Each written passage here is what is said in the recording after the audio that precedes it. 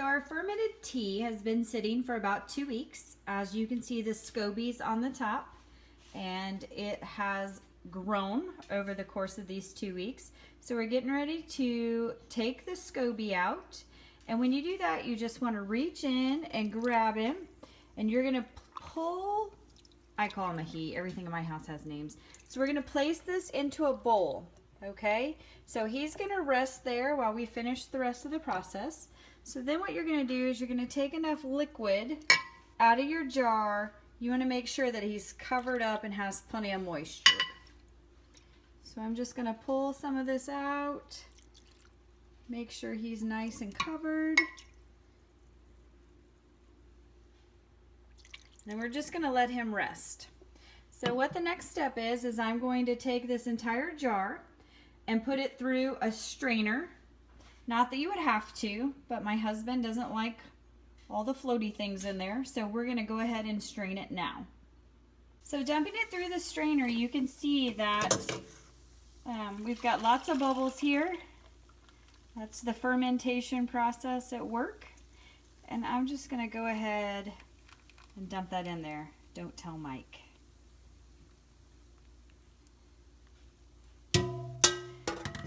So at this point, you're just ready to take your tea and go ahead and set it into your individual bottles and just pour it in there. So we're going to do that next. So after I have the kombucha poured in my glass jars, what I like to do is I like to finish it off, since I use blueberry tea, with just a little bit of blueberry juice. So this is strictly blueberry juice. As you can see, it's non-GMO. And if you look on the back, it has sugar in it, but this is going to be a natural sugar with no added sugar. You see it's just filtered water and straight blueberry juice. So I like to add a little bit to top this off just to give it a little extra flavor. It's maybe just 1 or 2 tablespoons tops per jar. As soon as we add that juice in, what we're going to do is we're going to screw that lid on, but not tight. We're going to let it breathe for a couple days and sit at room temperature before we tighten that lid and put it in the fridge for the next week. So you can see I'm just going to pour just a skosh of juice on the top of each one of these.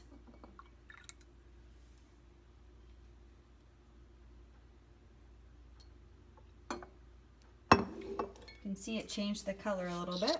And then I am recycling jars from my local juice shop. So I am just going to screw that down. Again, it's not tight. You can see it can back right off, and you're just going to set that at room temperature for 2 days.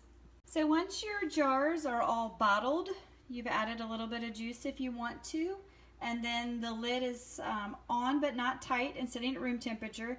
We've got to put Mr. SCOBY back in his natural habitat. So you can see we have the empty jar left from when we pulled him out. So we're just going to reach in, we're just going to put him back in the jar. Going to unfold him, and then you want to make sure that you add the juice, and you want to have enough juice back in your jar that covers him with liquid.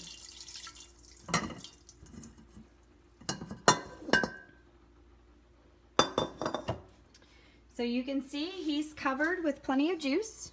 So what I'm going to do, I don't have a cheesecloth yet, so I'm just using a paper towel. So I'm going to take a paper towel, and I will cover the paper towel with the top. And then I'm just going to tie a string around it so air can get in and out, but nothing else can. And Mr. SCOBY is ready for our next batch of kombucha.